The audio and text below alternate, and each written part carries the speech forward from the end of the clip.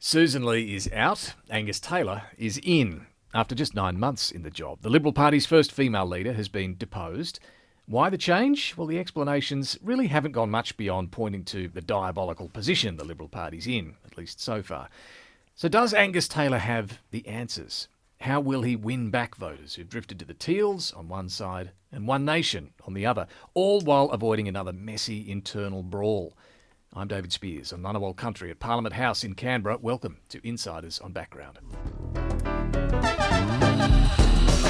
Fiona Scott is a former Liberal MP and the current federal Vice President of the Liberal Party. Welcome. Thank you for having me. Big day for the Liberal Party, and I think a lot of Australians must be wondering, why has the party just done this, removed Sussan Ley for Angus Taylor? How does that help the party's position?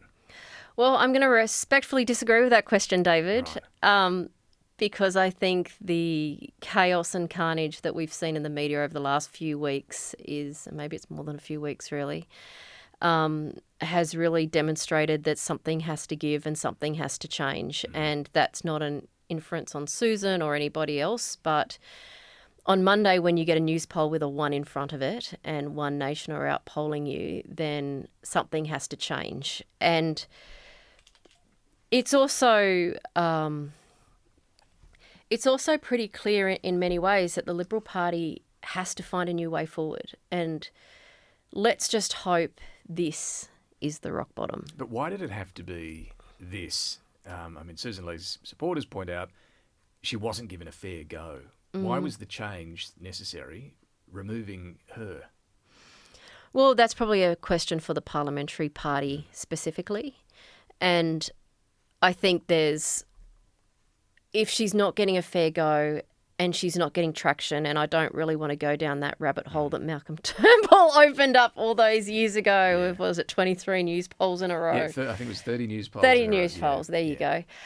Your memory's better than mine. But so I think in many ways it's that the Australian public are saying to us that it's not working. And for the Australian public to go to a party of protest like Pauline Hanson, which is not tenable. And when you look at what some of that narrative around a Pauline Hanson style of movement as well, it starts to creep into the nationalist type of political ideology and this protest ideology that's not about actually governing. You can't overlay Trumpism and that sort of stuff into the Australian system. Yeah, it's a different system. That's certainly true. But the ideology, though, is we need to be a party that's seen credible to form government and a credible party of government. And when we're being outpolled by One Nation, it's a problem. It's a problem. I get it. But do you fear some will look at this, or many will look at this and say, well, there goes the Liberal Party with a cosmetic change to send the bloke back in, get rid of the woman. At that simplistic level, do you worry that that's how many will see it? I think that is genuinely, that is a concern. I think I'd be, ignorant to say that's not a concern. But there has been the swapping of genders in those two positions, that sure, there's a man now as leader and a woman as deputy leader, and a very capable, competent woman in Jane Hume, which of course we have just had a woman as leader and a man as deputy leader. So there is still a woman in that space. And since last we've spoken about all of these things, you've got Kelly Sloan now as the leader of the opposition in New South Wales, Leah Whanake-Oro up in the Northern Territory. You've got Jess that's going to be very much part of the narrative down in Victoria going into the Victorian election. So there is actually quite a lot of female leadership right across the Liberal Party, which does provide a slightly different context. Yes, and look, the Labor Party clearly removed Julia Gillard too, so there's history on both sides when it comes to this. But it is, putting gender to one side, clearly just a change of leader is not going to be enough to take the party from where it is to where it needs to be. Yeah, but to pick up on your point on the Labor Party there, the Labor Party leader, Anthony Albanese, is a bloke. Yep. The deputy leader, Richard Marles, or deputy prime minister, also a bloke. Treasurer, Jim Chalmers, also a bloke. Plenty of Labor premiers, all blokes. Plenty of Labor premiers. And, so I think in many ways I do want to see more women in leadership, but it's also about having the right personnel with those jobs. And that's not inference on Sussan or anything else, but it is good that we didn't go man, that we do have a great economic manager. Combination there. Yeah, with Jane. What's change, do you think, really is required then from the new leadership team to turn things around? Well, I think it is the acknowledgement that this is make or break time for the party. And I don't think we can mince those words stronger. There's been words of catastrophic defeat. Angus used and Jane used similar terminology today. Change or die. Change or die, correct. And Jane and Angus today also owned and apologised for mistakes. Yeah, why was that important? Because it jumped out. It was a big mea culpa that, we got the big calls wrong at the election, particularly on tax. Yeah. Why was that important? Well, Labor will weaponise that. We've already seen that in the media that's come out since. It's also important that we as a party have to show that we've got a lot wrong. You don't get a news poll with a 1 in front of it if you've been getting things right. And it felt to me that Sussan Ley, perhaps immediately after the election last year, hadn't done enough of that acknowledgement. Would you agree? Look, I'm not sure about that specifically, but I think the bigger piece here is what it's felt for me in the last 9 months is a lot of people have tried to run the Liberal Party and get us back into a position, even, since we lost government, like we were back in 2008. The Liberal Party that I won Lindsay in 2013 is not the Liberal Party that would form government again. If it forms government again. It's going to have to be a structurally very different party. There's going to have to be... What do you mean by that? That's interesting. Well, it's going to have to be different with how we campaign in our states and territories. It's going to... let's see how the South Australian election shapes up.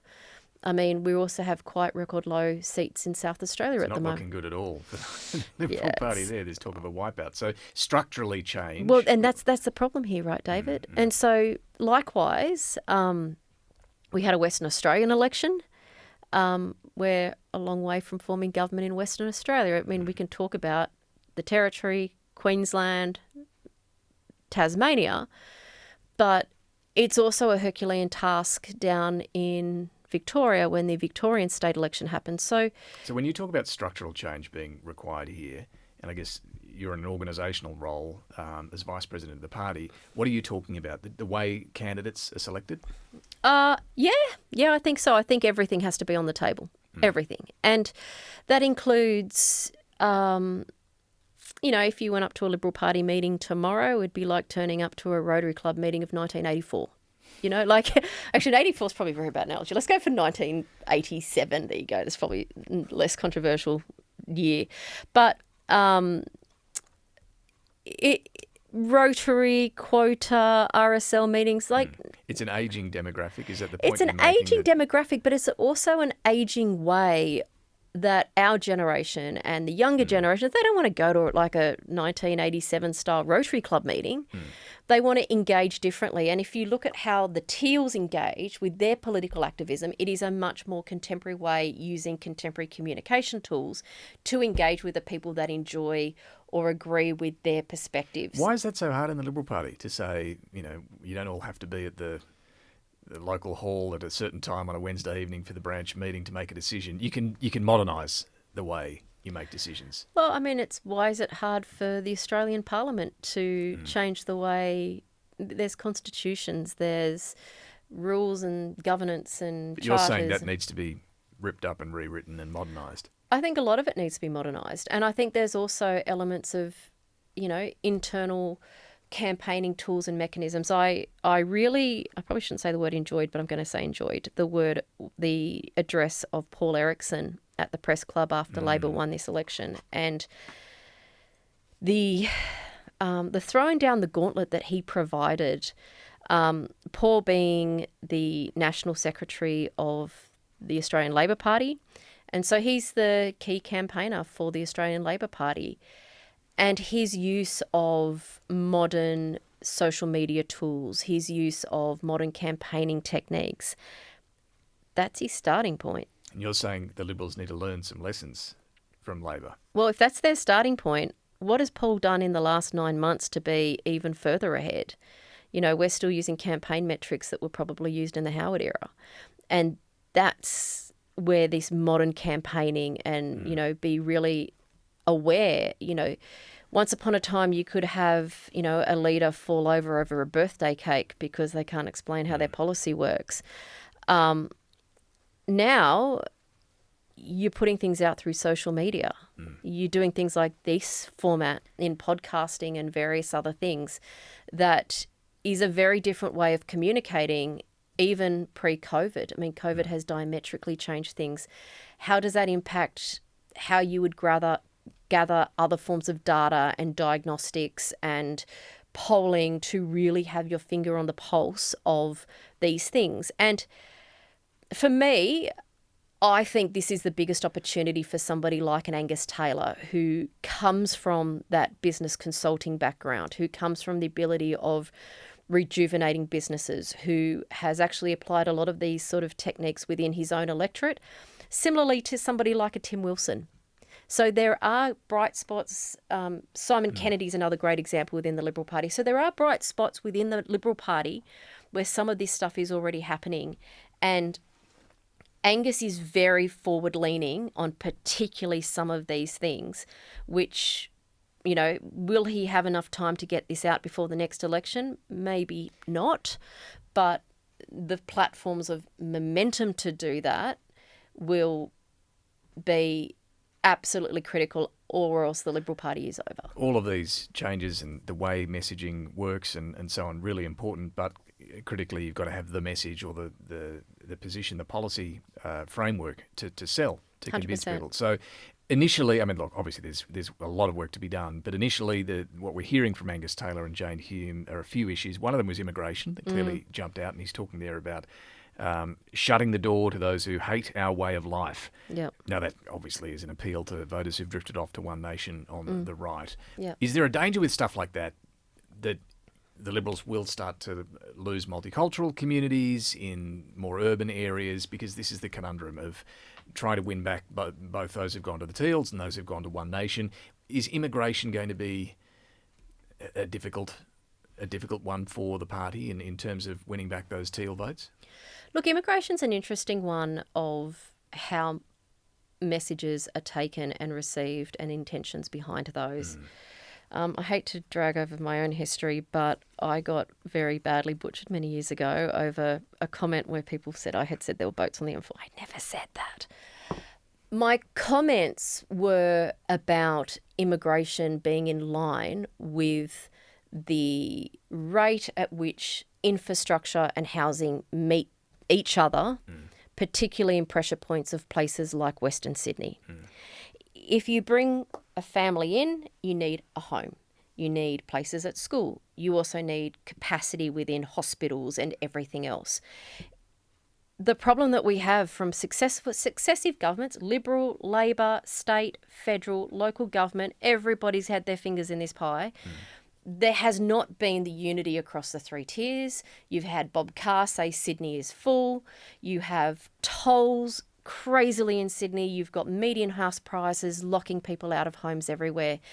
The population growth of our country and how we use immigration is really important.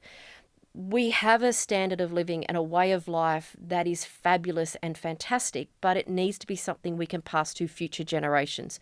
When you talk about immigration, you can't talk about it in a vacuum, but then also seeing the horrific, on the other flip side of it, incident that we saw in Bondi. That's not Australia. Having hate crimes like that is not Australia. And people who have come to Australia, whether, there's very few people that have come to Australia because what was happening back home was great.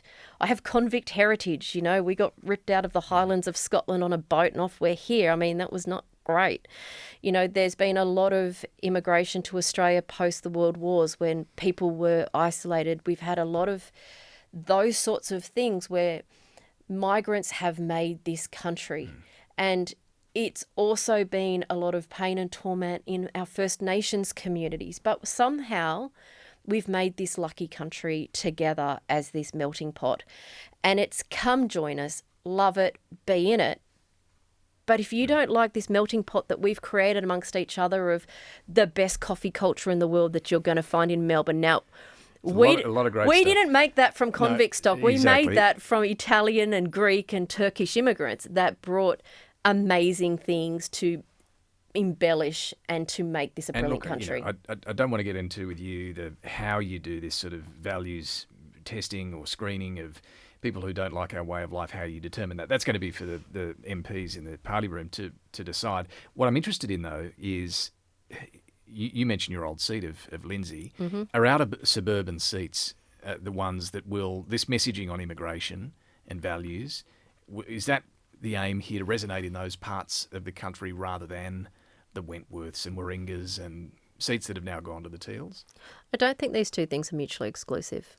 And I think that's also why Angus is a really good choice.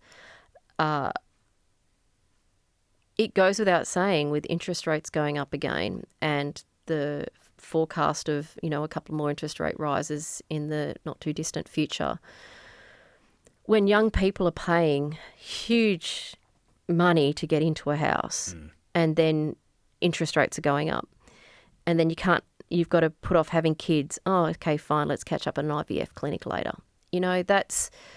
These things do impact people in Western Sydney, but then in the North Shore and the eastern suburbs of Sydney, or, we could talk about Ryan and Brisbane, you could talk about Curtin in Western Australia, seats like, Goldstein in Victoria. When young people can't buy homes in the suburbs that they've grown up in and lived in, and then they try and have kids, but you're now living 50 kilometres away. I mean, go and try and drive across Sydney in peak hour, and then what are your tolls? So it's these sorts of things that to say that, it's all fine, but so what is the solution? Well, you've got to punt Nana from her house, but you punt Nana from a house, then you've got these switching costs of getting out of the house and then stamp duty to get back into a house and all of that sort of complexity. It makes it really challenging. Yeah, and that clearly will resonate with a lot of people. Look, a final issue I want to talk to you about is the by-election that is now confronting the Liberal Party. Sussan Ley has decided, after losing the leadership to leave Parliament after more than 20 years there as the member for Farrer. We were talking about this on the TV earlier in the day. It's a seat that Tim Fischer held for the National Party, the former Nationals leader. Sussan Ley won it in 2001, is that right? It would be something like that. Yes, so she's held it for a very long time. But with no incumbent, it's open to the Nationals to have another go at it against the Liberals. One Nation polled 6.5% at the last election there. They've surged in the poll since then, and Pauline Hanson has made clear they'll have a red-hot crack at winning that seat. And the Independent, who ran second, I think, at the last election with a 20% vote, will run again. This is going to be tough. It's going to be messy. This is going to be a real test for Angus Taylor. How do you see this one shaping up? Well, it's a seat that has a lot of meaning to both the Liberal Party and the National Party. The Liberal Party was founded in Albury. Albury is the main city of this seat. So Albury is it's the spiritual founding place. It's the spiritual birthplace of the Liberal Party. So I hear you, Bridget McKenzie. I hear you on Tim Fischer. I'm calling you out, Bridget. But our whole party was founded in Albury. We have a reason why this party is important to us. The member for Albury is also a member of the Liberal Party. But do you expect the Nats to get out of the way and not run? Well, my understanding from the electorate is the Nats have been campaigning there for a couple of weeks. Now, if that is true, the Nats tell me they've not been campaigning, but, they've been obviously aware that Sussan Ley might be under pressure and going at some point. So there they are talking with Sussan whilst making preparations in her own seat. I mean, you can understand why the relationship was a bit fraught. But, so it'll be interesting to see how Angus and David Littleproud sort this out. It doesn't help when Bridget comes straight out and says, it's our seat. I mean, we need to rule a line in the sand here. This relationship between the Liberal Party and the National Party needs to move onto a constructive footing. And does that mean only one running, though, in this by-election? Well, let's see what Labor do as well. I mean, we don't want to go down the same line as what happened in Bullwinkle during the last federal election, where the three-corner contest between the Liberal Party, the National Party and the Labor Party, and we end up with a Labor MP. And, you know, somebody who would have been an immense talent in this parliament, Matt Moran, doesn't enter parliament. Sounds like you're saying it should just be one. It should just be a Liberal candidate. There can be only one. Sorry, going back to our old. Yeah. All right. Well, look, it's going to be an interesting contest, and the one nation factor is fascinating. Should the Liberals be thinking about preferencing one nation ahead of Labor? Look, it's interesting in many ways that this by-election is going to happen in Albury, because to win government, you need 76 seats in the House of Representatives. To get 76 seats in the House of Representatives, you almost need to do what Menzies did in 1944, which he brought 8 different parties together. You're going to need to be able to reach out to the David Pococks of this world, to the Allegra Spenders and the Kate Cheney and the Rebecca Sharkeys and the Pauline Hansons. And probably the Pauline Hansons. And so what does that mean in this context? Does that mean preferencing one nation? Well, these are things that Angus and Jane are going to have to work through. Well, they said today it's up to the organisational wing of the party. Well, I think there'll be conversations at both ends of that. What do you think? I haven't got my mind made up on it. I do agree with the Howard era that you put Pauline Hanson last, but there's probably a lot of Liberal and Labor voters that are sitting in the Pauline Hanson space. And by putting them last, you're again saying we don't hear you. And I don't think that's what the Australian public want from the Liberal Party, and that's probably why there's a 1 in front of it. So I think these are conversations that now we've got new leadership need some genuine conversation about, and about what is the future direction to get off rock bottom. Well, that's just going to be one of the difficult questions to answer for the new leadership team Correct. in the Liberal Party. Look, Fiona Scott, it's going to be a fascinating road ahead for your Thank party you. from here. Thanks so much for talking us through it. Thanks for having me on. And we'll have more, of course, on what's been a big week in Canberra and a big week for the Liberal Party on the show on Sunday morning. Hope you can join us for Insiders, 9 a.m, ABC TV. You're making us all feel very excited about being here.